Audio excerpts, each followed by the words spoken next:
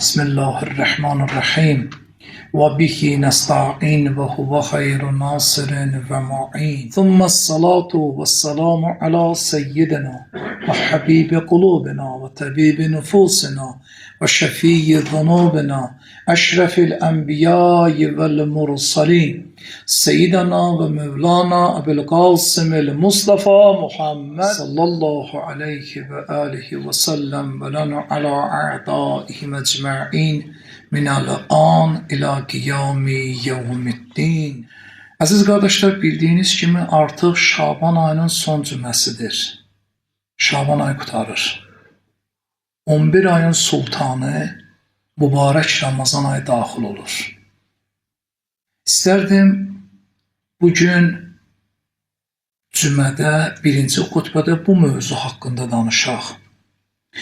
Mövzumuzun adı belədir: Ramazan öncəsi son çağırış. Əvvələn bu cümləyə biraz izah verək. Nə deməkdir bu?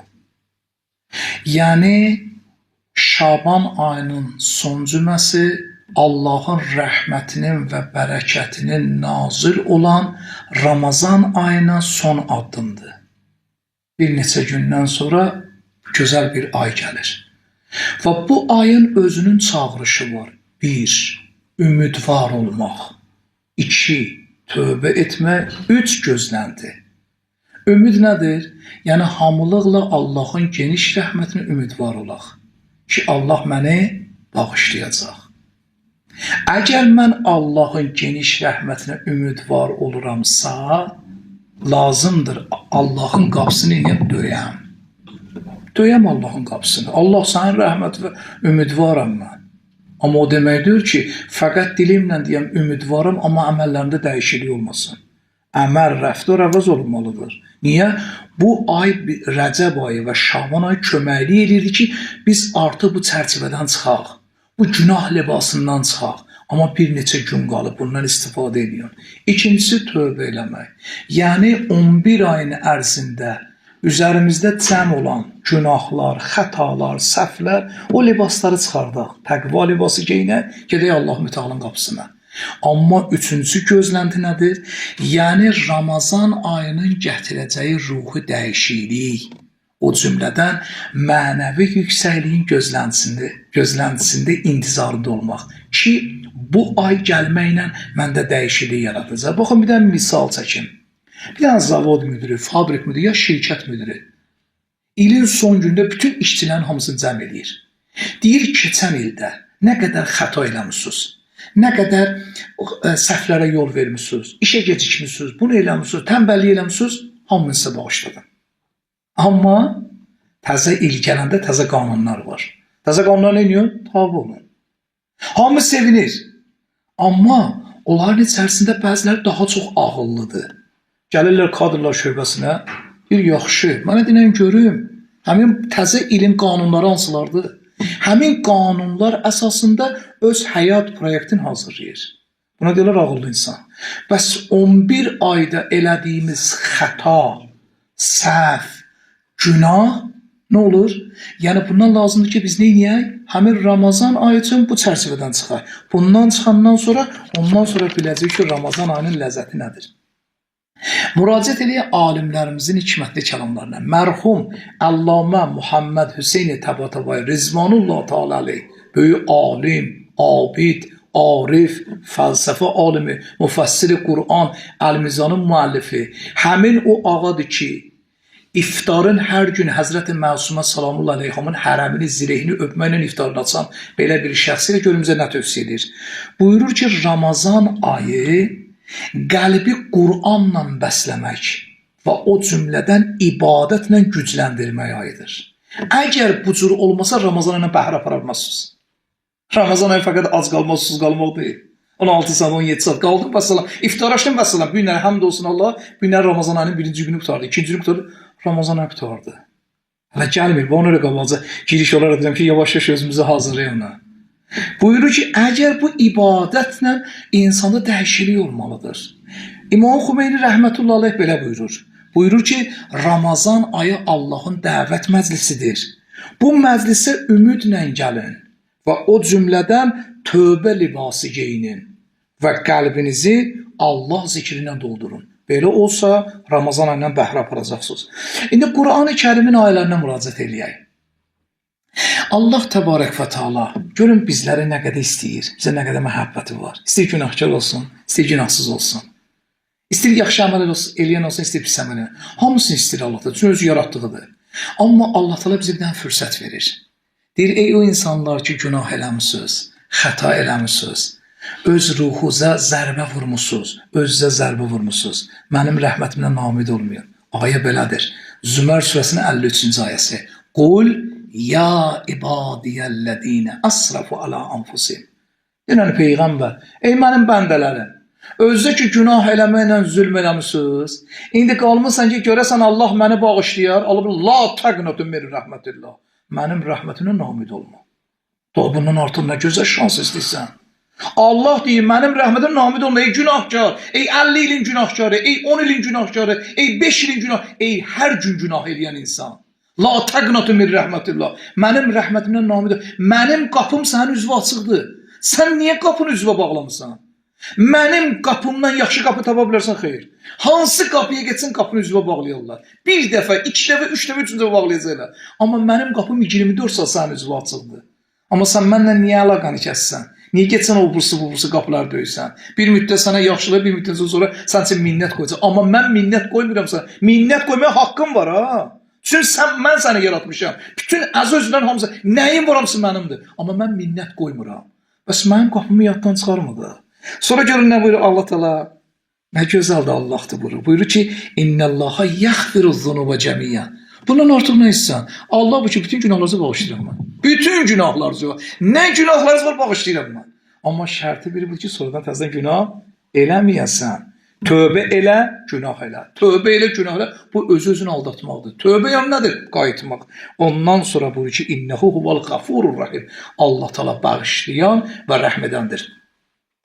Bu ayə tövbənin, yəni Allahın rəhmət və bərəkətinin bəndəsinin üzrə nazil olmasını bəyan edir. Yəni ona ümidvarlıq, o cümlədən onun əzabından qorxmağı bəyan edir.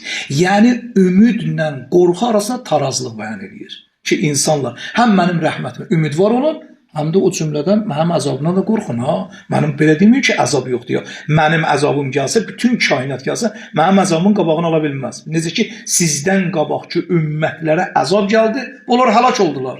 Amma digər insanlar üçün ibrət dərsi qərar verdi. Niyə əzab gəlirdi? Çünki onlar Allahla müharibə edirdilər. Hər bir zamanda görürsünüz ki, Allahla müharibə başlayıb, bilin ki, Allahın bir dənə səbrinin həddi var. Səbir kasası daşandan sonra bütün kainat gəlsə cəm eləyə bilməz. Bütün bugünkü bizim zamanımızda hər yeri fəsad bürüyüb, zülüm bürüyüb. Elə belə də gedəcək, yox. Bunun bir yerdə dayanacağı olacaq. Allah bir yerdə o bəlanı göndərəcək. Və insanlara bəla gəlir. Sadəcə olaraq başa düşə bilmirlər. Hətta rəvayətdə varımızdır, bir nəfər gəldi ki, mən bu qədər günah eləyirəm, niyə Allah mənə bəla nazil eləmir?